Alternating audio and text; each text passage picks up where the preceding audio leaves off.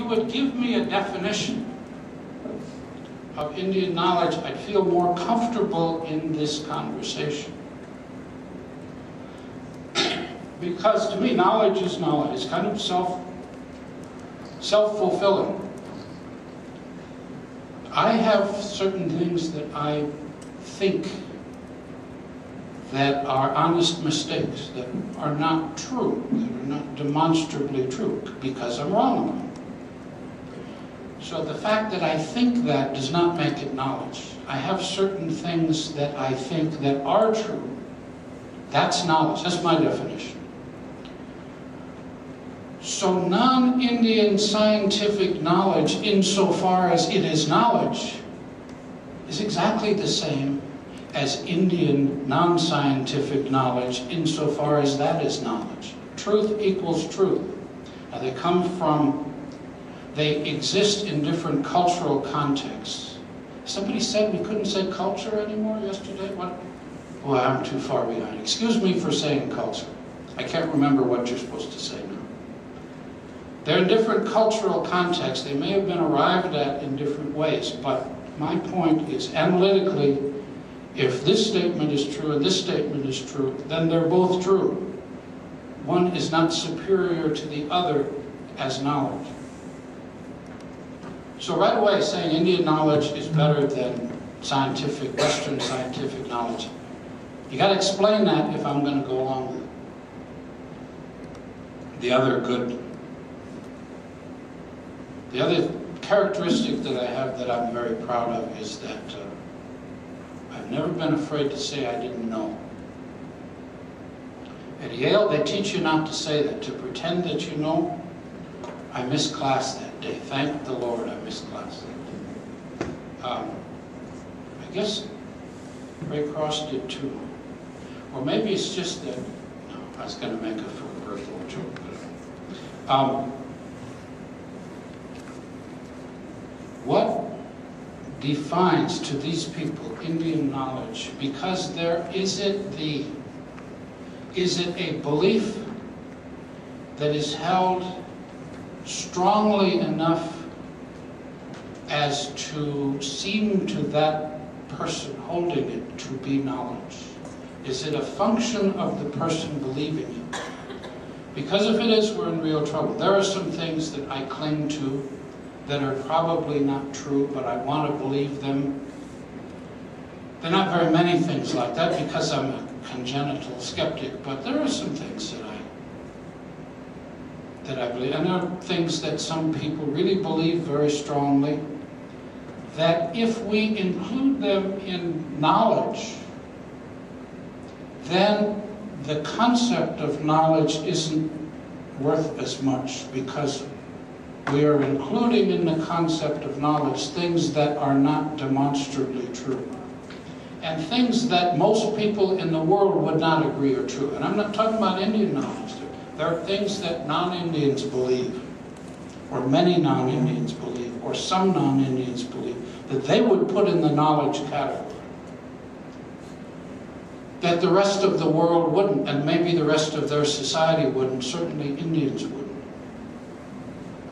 Now, there are a couple of good things that have happened in this field in the last 20 years that are part of this Indian knowledge monologue. And I call it a monologue because there's not enough, in my opinion, back and forth about it. There's not enough testing and questioning.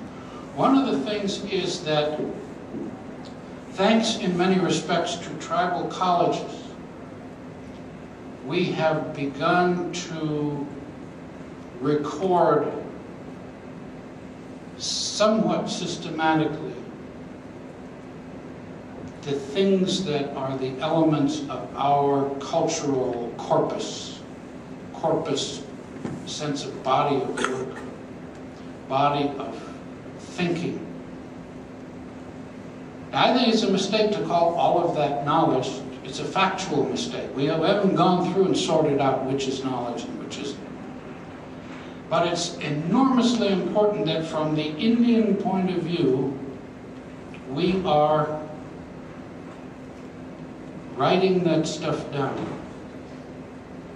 Because that's the first step in in making it a body of knowledge that can then become something you talk about and do something with. Now, I recognize very strongly that it changes the nature of this information in very important ways.